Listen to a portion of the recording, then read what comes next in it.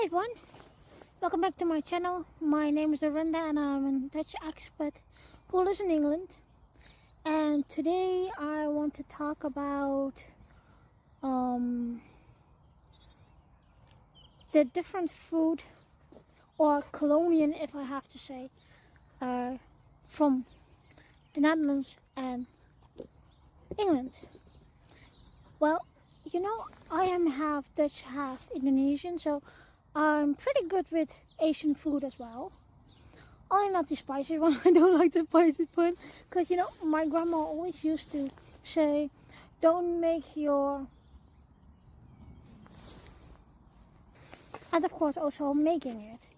And I complain, well, I don't want to say a lot, but I complain from time to time to my husband that I can't find the ingredients that I used to have for making my Indonesian dishes from my grandma, who my grandma taught me.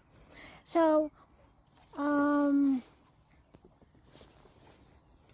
lot of people here saying, yeah, you just go to the Chinese store, but I can tell you that it's not the same, and everyone is buying it like already done or already like a ready meal.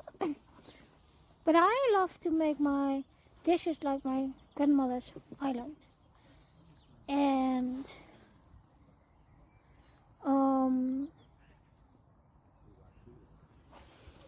so if you know, Indonesia has over 12,000 islands, and all those islands have their own recipes,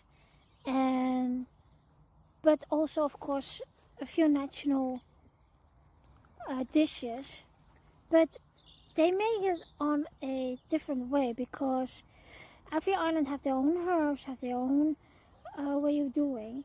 So you are looking at a lot of islands that are having the same dish but making it a bit different, and that is what I'm encountered here in England. And so I complain sometimes too.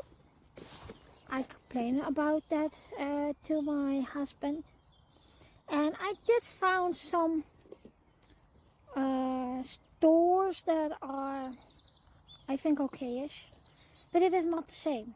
So when I go to the Netherlands in November, I will get a whole load of stuff with me to make it here. And well, there's only one, my theory thing that it is,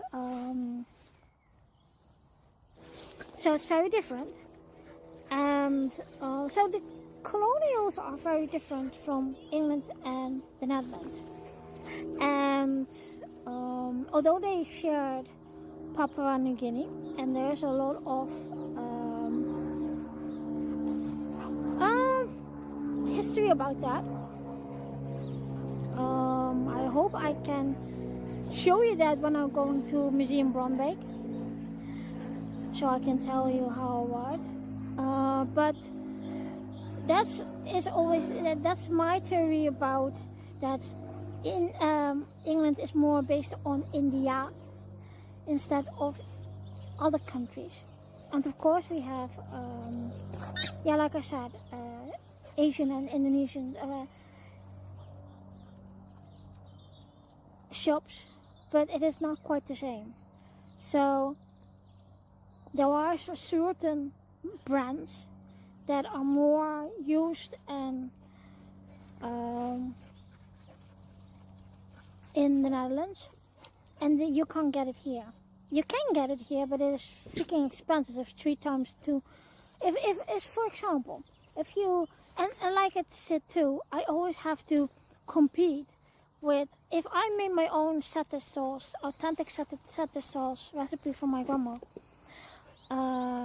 for people here, and they say, oh, we have this, oh, we have that, but that satay sauce is more like, it's so different, and it's so they cook with it. You know, they, for example, they do the screws on cooking within the satay sauce, and that is so not done for me. And it's not even nice. It's really, and that's the funny part. I did a little contest with my father-in-law. He said, "Oh, I have this, I have that for you." And then I said, "Okay, we're going to have a little contest." And so our spouses wouldn't be judging it, because of course they choose. And then so I made my satay sauce with a bit of rice and, well, nasi goreng and vegetables, and he made his own. So what we did was we let somebody judge, who is a colleague of Simon, my husband. And well, I was the winner of course, because I made everything authentic. And he said, "Damn, it's a big contrast with the one we always buy in the store and yours." I said, "Well, mine is from scratch, and I don't use that much sambal ulek, because my grandma always said, and I just said it, always say, don't make your dishes too spicy, because you don't, well, taste the ingredients, like the meat itself or the rice dish or whatever." So that's what I always have in mind. I don't use that much hot spices, peppers, and or like sambal. I only use sambal, and that's maybe a bit weird for you guys. I only use sambal when I'm have a cough, or the flu. Then I put it in my food, and then because of the heat it will help you to overcome the little sickness. So that is my theory. So my theory is like, because we have different kind of colonial countries, we are so the Netherlands is more based for Indonesia, and we eat like that more. But Indonesia is also a big of a trading center for whole Asia. So there's a lot of influence of that as well. But if you go to Indonesia, you see a lot of street vendors with little snacks, etc. And that's what I always say.